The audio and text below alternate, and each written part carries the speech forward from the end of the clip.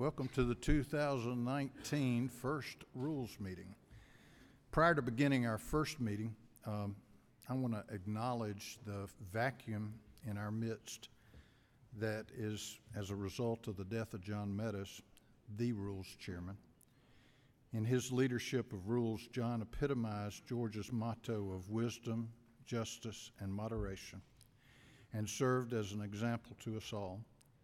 Join me in a moment of silence in recognition of his service.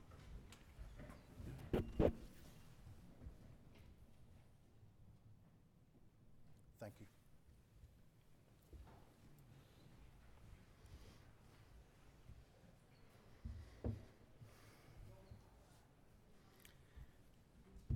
All right, we've got 5 bills on the consideration calendar, and as is typical, we are going to hear from the presenters who are present, and then we're going to talk a little bit about the process in the committee for the coming year. So if the chairman of chairmen will move to the front of the line.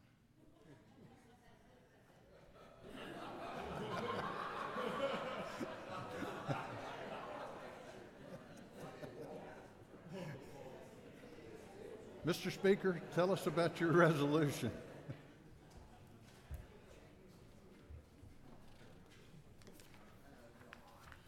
Well, thank you, Mr. Chairman, members of the committee. I haven't been against that wall in a lot of years. It actually felt pretty good to my back, so congratulations on your first meeting, Mr. Chairman. Thank you, sir. I look forward to you filling a tough role. I bring before you today House Resolution 1, very simple resolution that will, as all of you know, in I think August we will open the new Judicial Center down the street, a facility that's long overdue and resulted from the leadership of Governor Deal, who also made other significant and very important contributions to our judiciary through the appointment of a number of state court, superior court, and appellate court judges, and of course most importantly was a real champion of criminal justice reform. So I bring that before you. I understand that my friend Representative Terry Rogers is nitpicking my resolution, and but I'm going to accept his friendly amendment to it, so be glad to answer any questions. Are there questions? Thank you, Mr. Speaker. Thank you, Mr. Chairman.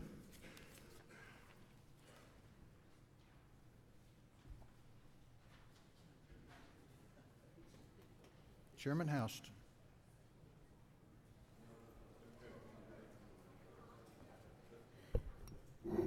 Thank you, Mr. Chairman. Today I bring you House Bill 23. As many of you know, there was a Rural Development Council that went around the state trying to think of ways that we could boost the economy of rural Georgia, and one of the main things we had was to broaden broadband.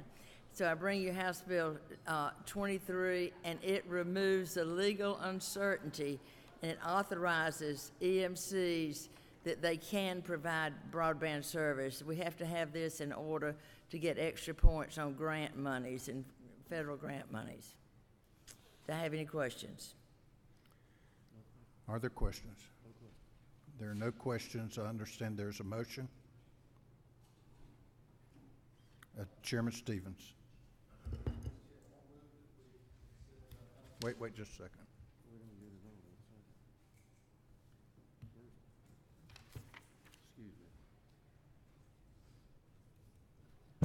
Okay.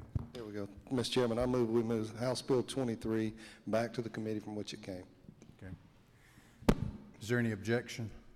House Bill 23 will be moved back to the Committee Economic Development and Tourism for a minor change, and then we will probably see it again tomorrow. Thank you. Chairman.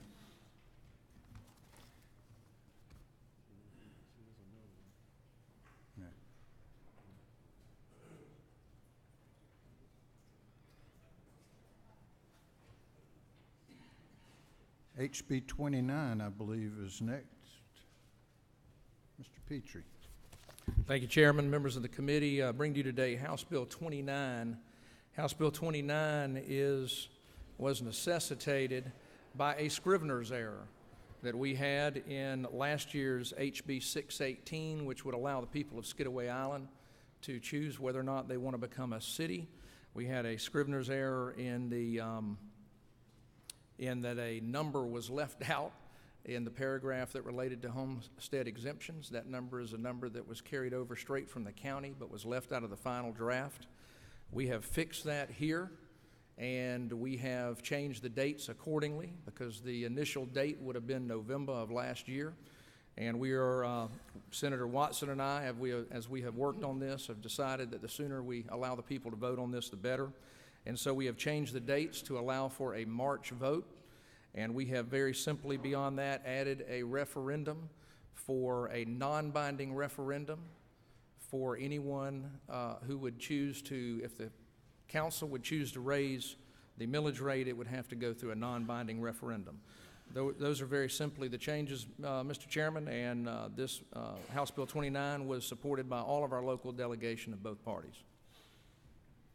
Are there questions? Seeing none, thank you. Thank you, Chairman. Representative Mathiak. Good morning, Mr. Chair, and thank you. This morning I bring to you House Bill 28. This is an additional judge for the Judicial Court of Griffin, and the whole delegation is behind this. Are there questions?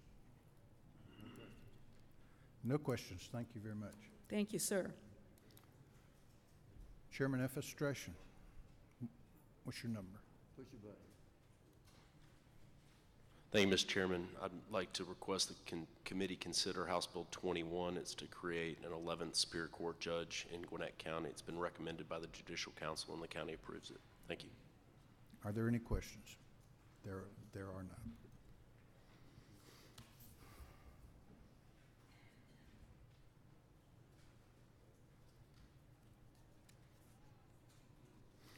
Okay, is there a motion from Chairman Hatchett?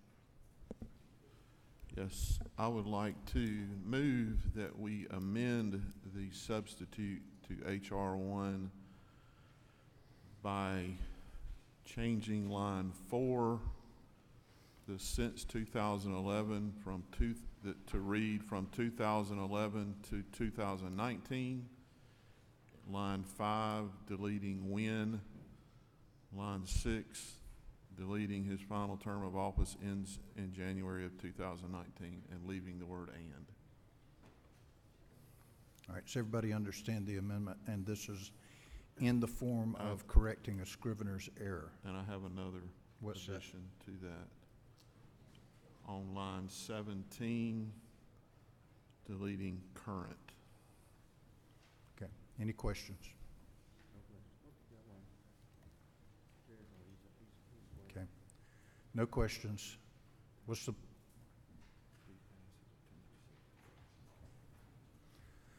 All right, so do I hear a motion to pass as a committee substitute?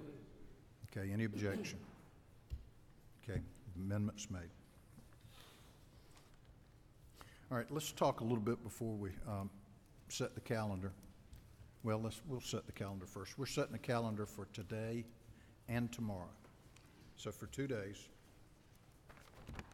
The first is today's calendar, H.R. 1. It's on. HB 29.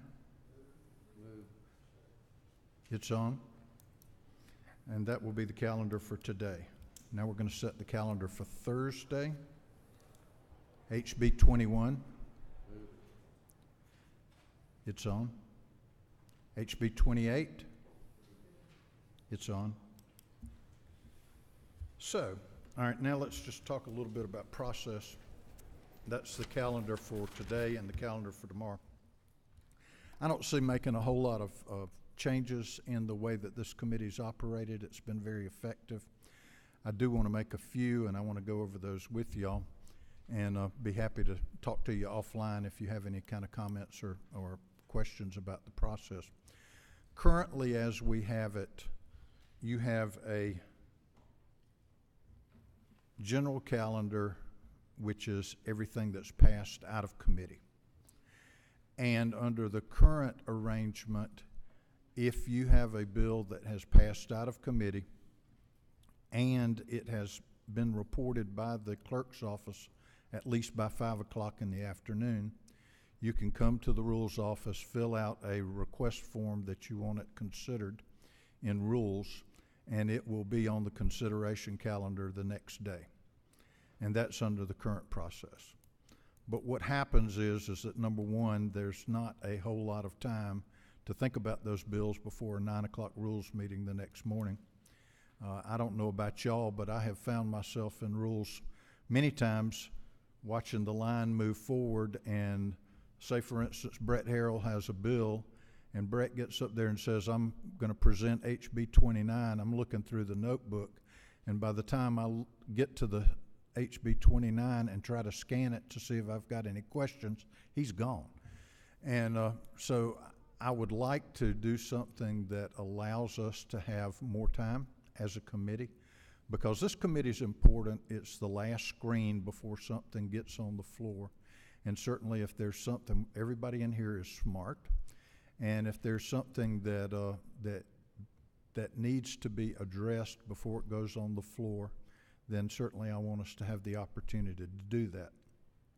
So what I'm proposing to do is to have an intermediate calendar. In other words, when you go to the rules office and you fill out your request form, then it will take it off the general calendar, or it will move it to the intermediate calendar.